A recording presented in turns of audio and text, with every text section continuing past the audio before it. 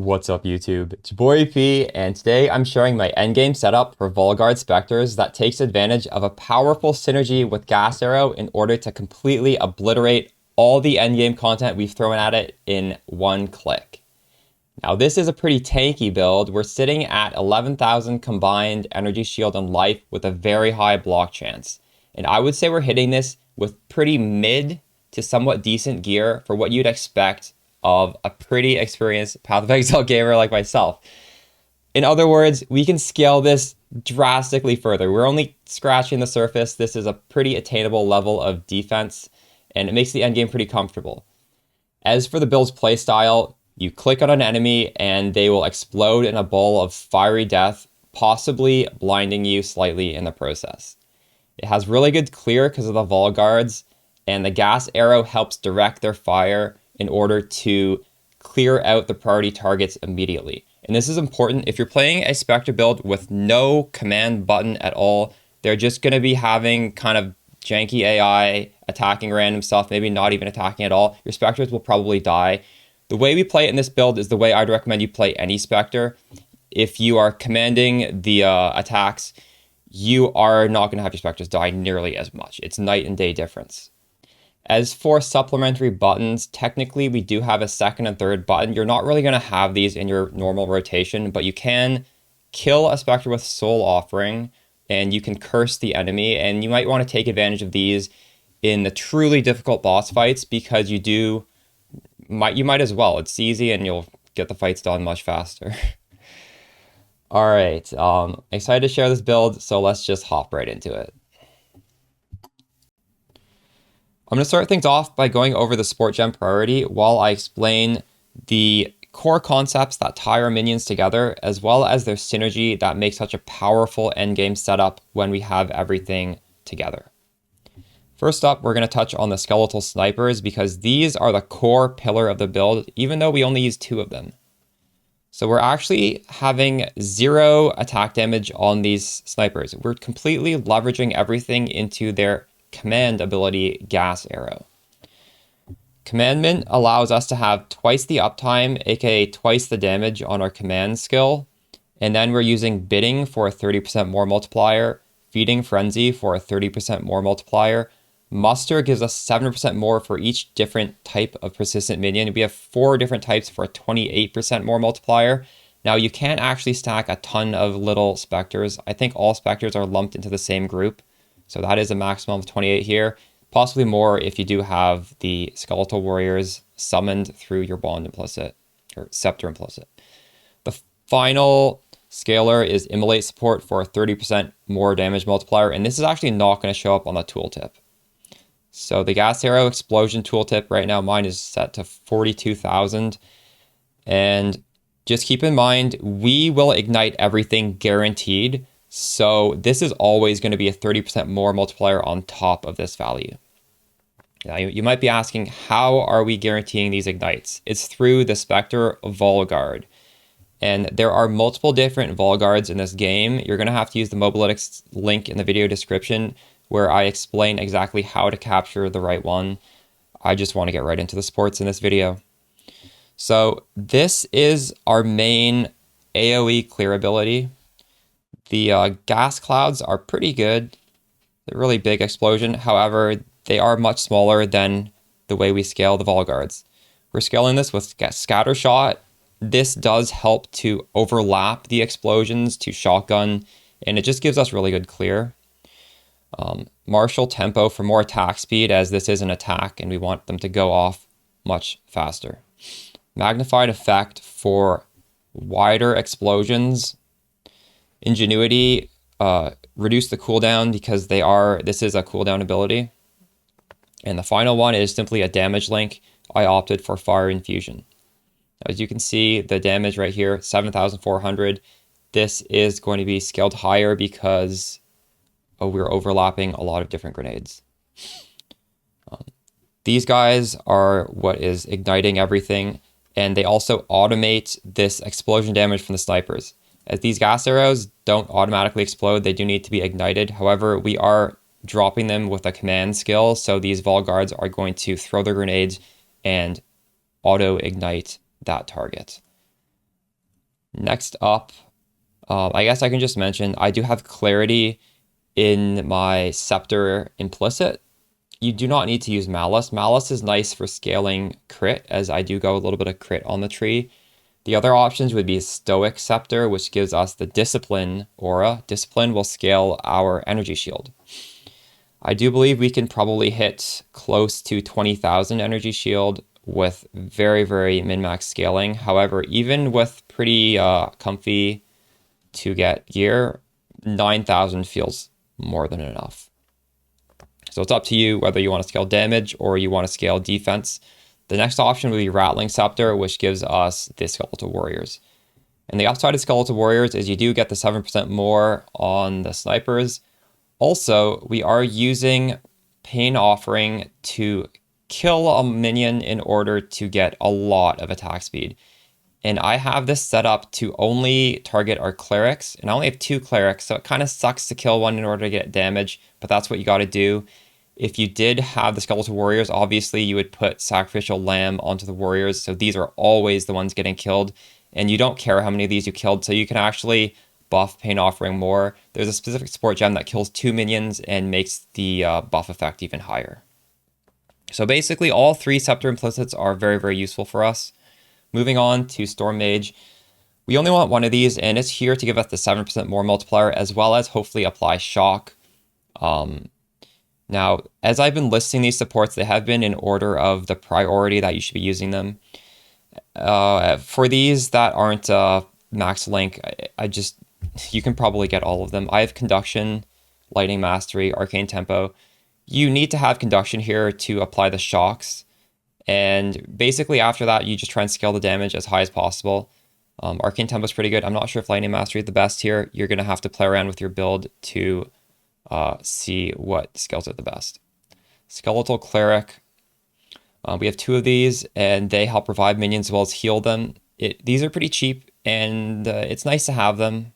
I would say at least 1 minimum, but even higher than 2 would be quite comfy. Minion Mastery, Sacrificial Lamb, so that we're not killing the more important minions. And then I just have Last Gasp on here because these are not as important, so we're not using our good supports on these. Withering Presence. Some people are going to ask, why are we scaling Chaos when there's so much fire on the screen?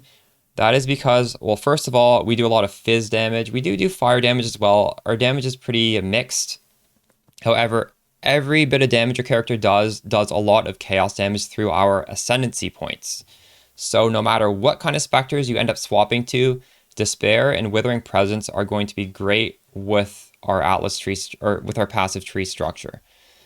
Is this mandatory? No, you could turn it off and you could get back your 30 reservation if you have to. However, it is a decent thing to have. And I just have Chaos Mastery on here to improve it slightly.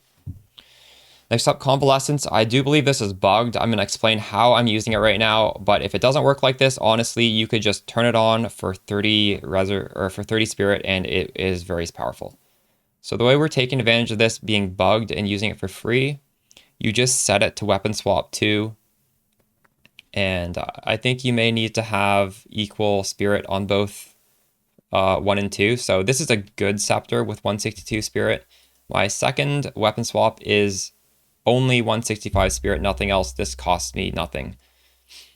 So for some reason, Convalescence will work even without swapping onto your second weapon swap, even though this is only turned on in your second weapon swap. I'm not sure why that happens, but basically this will just instantly kickstart your energy shield, which is really good for energy shield builds that are getting damage, because normally you don't recharge energy shield until you've been taking no damage for a while, but this will just let you recharge it despite taking damage. It's sort of like a panic button when things are getting spicy, and yeah, right now it's just completely free.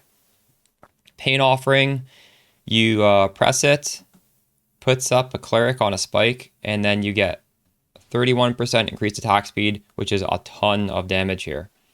We support this with Meat Shield, Persistence.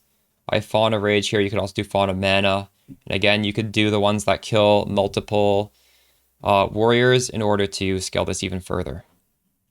For Despair, I recommend you use a level 9 Uncut Skill Gem, because this can quickly eat up your mana, and I don't think it scales in a way where it's worth leveling this any further than the minimum. So right now this is costing me 100 mana. We have Despair, Focus Curse, Heightened Curse, Inspiration. And then I just have Shield Charge to get around. Now on to the passive tree as well as our Ascendancy choices. If you are leveling your character through the campaign, you're going to want to choose Soulless Form as well as Necromantic Conduit first. And the one you choose here depends on your comfort. Soulless Form means you're never going to have mana issues, however, it doesn't give you any damage. Necromantic Conduit gives you a lot of damage, but it's going to give you mana issues. When you have both of these together, the build feels extremely comfortable. If you go for the damage first, you're going to want to take these three mana regeneration nodes. You might want to have Clarity turned on, and you're going to need to mana pot as well. But you're going to have a ton of damage. Really, just get these two at your first and second Ascendancy, and you're set. Nothing else really matters too much until you start scaling your energy shield. And if you are League starting, my League start guides recommend scaling life first because there's just so many different things we're trying to scale. I think you got to prioritize life because it's super easy. All you have to do is get life on your gear, and then all of your passive points can go into minion damage and minion life, which is important to get early game power. However, we've already gone through all that, and if you have not, you use my earlier videos on the channel. For this video, we're assuming you are powerful and you're wanting to scale your defenses. So scaling defenses, the next two Ascendancy points are actually useful. The Crystalline Phylactery gives us basically 2 of the jewel you put in it, with the downside that if you run out of energy shield, your mana costs get destroyed. However, we're not going to lose our energy shield. Don't worry about that. We have 9,000. The jewel priorities in general for this build would be increased maximum energy shield, as well as minions have increased attack speed. I happen to have crit damage on here and faster start of energy shield recharge, so this is 4 pretty good stats, and I have the 2 ones I really wanted. The last point, I have Blackened Heart. Now, this scales the damage of Necromantic Conduit based on our mana pool. Basically, it'll double our damage once we hit 2,500 mana.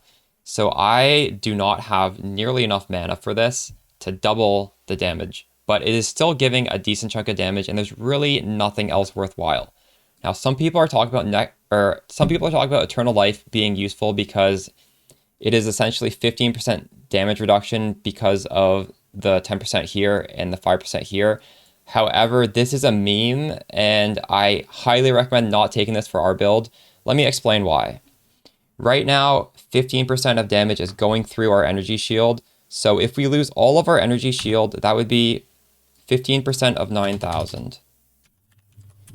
1,350 go onto our life by the time we lose all our energy shield. And we never really want to lose all our energy shield. So even in this worst case scenario, all of this damage is just being soaked by our life. We're not even dead yet. And you can easily life flask that as it's happening. So this damage onto our life is already being completely ignored just by tapping the life flask. Don't get this. You're trolling if you get this. And also, there is a helmet that increases it to 25%. I don't think that is worth doing on our build because the helmet slot is so powerful. Sure, maybe if you go the helmet, you can grab this, but I just think this is extremely unnecessary. And you don't actually want to have a tiny amount of life because of Soulless Form. Regenerate mana equal to 6% of your maximum life per second. The way this works is, so we have 1,860 life. So what is 6% of that? That's 111. So this means that any percent increased mana regenerate is going to be the multiplier on this base. So let's assume we're running Clarity. Now you multiply this by 1.3. Suddenly you have 33% more mana just from 10 Spirit. That is how powerful having a decent amount of life is. So, you don't need to get life on every single piece of gear now, but you do want to have some amount of life in order to make our mana situation much better. Realistically, though, this base rate is so good that it really does mean scaling percentage increased mana regeneration rate is high value because it's being multiplied by such a high base number. All right, so that is my thoughts on the Ascendancy. I hope that clears things up for you guys. We were testing out Rupture the Soul. This is good when you don't have Energy Shield because, again, these other two nodes they're not very useful on a budget character. And you can look at my last video on the channel to see how you would set up this explode in order to automate it. However, I think in the final setup, I'm very happy with these Ascendancy points. These are never going to change from here on out. As for the passive tree, you will be able to find this in the Mobalytics link in the video description. So you can just copy it off of there. I'm currently level 87, so this will get expanded further. I would say the one pain point right now is I want the energy shield to recharge more quickly when it is being recharged with convalescence. And ways we can do that are energy shield recharge rate. So these points might be nice to take. Possibly these as well. Right here, it is faster start of energy shield recharge. So maybe if convalescence gets nerfed, this would be worth taking. I mean, this is still pretty good. It's an option. If you feel like you're getting stunned, you grab hollowed. Right now, we do have some stun mitigate. Sorry, we do have some stun mitigation with dampening shield. We may want to go more. And also, this is pretty good value to get even higher energy shield. Yeah, that is the setup. Some things to note. You do not need accuracy for this build, even though everything is an attack for the most part. The Vol Guards are throwing grenades. Those hit no matter what. Our snipers have 0 attack damage because of the commandment scaling, so we don't care if that has any accuracy. And the gas cloud does not need accuracy to get ignited and exploded. All right, so that is the setup here. Very, very happy with this. Let's go into the character gearing and the stat prio for that. Okay, body armor, you're going to want to get spirit in the prefix and as much energy shield as possible. So our prefixes are pretty much locked in at percentage energy shield, flat energy shield, and spirit. As for suffixes, basically on all our gear, just get enough resistance to cap your res. Intelligence is a nice suffix because that gives us mana, which gives us damage. And yeah, that's just like the general theme of things. I'll probably do a written portion in the Mobalytics link in the video description where I go heavily into stat prio. But for this video, I think we'll just do the core concepts. For the shield, you do want to get high block chance. 42 is pretty much the highest, close to the highest you can get without getting a corruption to raise it even further. And I'm at 61 block. It would be really, really nice to get this to 75. It blocks scales like resistance where the closer you get to cap, the more powerful it is. So getting a corruption on the shield would be absolutely insane. The way you can kind of think of 61 block is just take the EHP pool, so 9,000 plus 1,800. Oops. And then you just, what am I doing here? And then you multiply that by 1.61 because we have 61% block chance. So we basically have a life pool of 17,000. Obviously, some things cannot be blocked, like AoE abilities. And if you're doing a boss fight, you don't want to be relying on this simply not to get one shot. But we do have already a really high base amount, so it's very unlikely we will get one shot. Block is very, very nice. The other option would be scaling evasion. However, you need to make so much compromises in the tree going over to the evasion nodes. This is a lot more expensive to do at the very least. Something you can maybe consider, but I don't recommend it at the moment. Helmet, again, you are scaling energy shield. So prefixes, as I said, you want the double energy shield because we're really trying to scale the energy shield, the flat and the percentage. And then you also want life to some extent, as I was explaining before. And you want mana. So that's 4 prefixes, and you can only get 3. So you're going to have to make some decisions. Do you want to scale your damage by scaling mana, or do you want to scale your mana sustain / EHP by scaling life? And you're going to have to make that decision on the helmet, on the boots, and on the glove. Some other slots like ring, you're just going to be able to get the mana and life regardless. But that is more of a personal preference, and I can't really tell you what to do. You can, build however you want. Regardless, though, you're going to be really tanky whether you choose the life or the mana. So maybe I'd lean slightly towards mana. For the weapon, obviously a ton of spirit is nice. Ideally, I'd have +4 to all minion skills. Allies in your presence deal 90% increased damage. That's pretty crazy. Trying to get attack speed on this would be nice. That's something I don't have. This weapon I actually dropped through the campaign. Funny story. So I haven't had to shop for one. Yeah. Again, I might make a more detailed breakdown of the items in the mobalytics, so check back for that in the future. My rings are not really worth talking about because they are just capping my res. We can definitely make them better. Scaling cast speed as well as mana regen will be nice, among other stats. For the amulet, you could get up to +3 minions, and you can also get spirit. I'm at a +2 with no spirit, so we do have a lot of power available on the amulet. And for the anoint, I do recommend long distance relationship for this specific setup. This node gives us area of effect on our minions, and again, we are explosion based, so this is exactly what we want to scale. It also increases our presence, and presence is nice because a lot of our damage is conditional upon this ring around their character called presence, and as you scale it, it becomes wider. So enemies inside of this AoE are going to take quite a bit more damage based on some of the stuff in our build, such as that Withering Aura as well as the Malice Aura I have. And allies in the ring are also going to do more damage from, for example, this Scepter prefix.